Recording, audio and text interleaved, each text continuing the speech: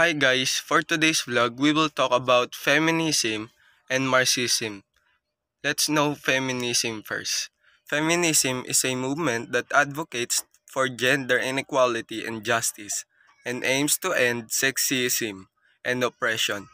It's based on the belief that all genders should have equal rights and opportunities and that women experience identities, knowledge, and strength should be respected. Feminism is a diverse collection of political movements, social theory, and moral philosophies. It's based on the experience of gender roles and relation. And feminist political activists often campaign for issues. Feminism is evolved over time from an initial focus on inequality between the sexes to a more nuanced focus on the social construction of gender and sexualism. And I will give some example of feminism like protection from violence. Women should be protected from sexual harassment, assault, and domestic violence. Equal pay. Women should earn the same as men for the same work. Reproductive rights. Access to contraception and abortion. Woman suffrage. The right to vote. Social integration. Women should be socially integrated. Gender stereotype. Challenging gender stereotype and performing behavior. Social integration. Women should be socially integrated. Now we will talk about Marxism. Marxism is a social, political, and economical philosophy that analyzes the role of economic factors in human behavior and history. Marxism is originated from the work of 19th century German philosophers Karl Marx and Friedrich Engels. Marxism emphasized the importance of economic factors in shaping human actions and behavior. It also focuses on class struggle and the idea that the modes of production and exchange form the base of society.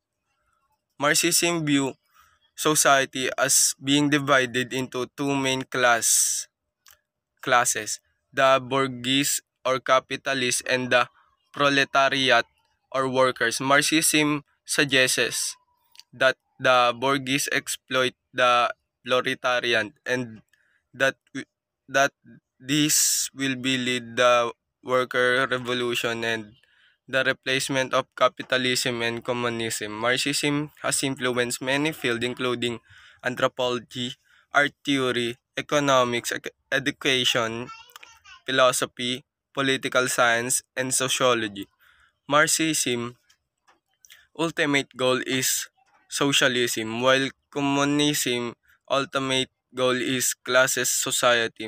Marxism believe that socialism will come about through revolution, while communism believe it will come about through gradual reform. Now I will be giving some examples of Marxism. The Soviet Union, Cuban socialism, and the Chinese state are example of society that use Marxism Leninism as their ideology.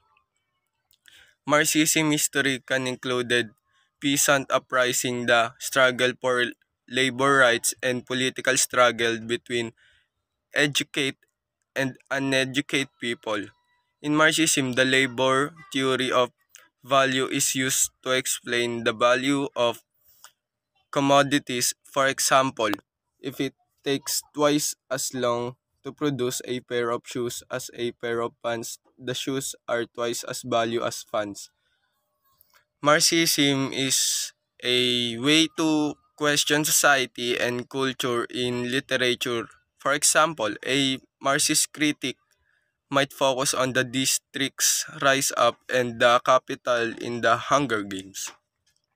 Marxism theories that class conflict is the driving force of human history. Marxists believe that history has four stages of development. in relations of production. First is primitive communism, slave society, feudalism, and capitalism. And for all. That's for all. Thank you. This is my vlog. Thank you for listening.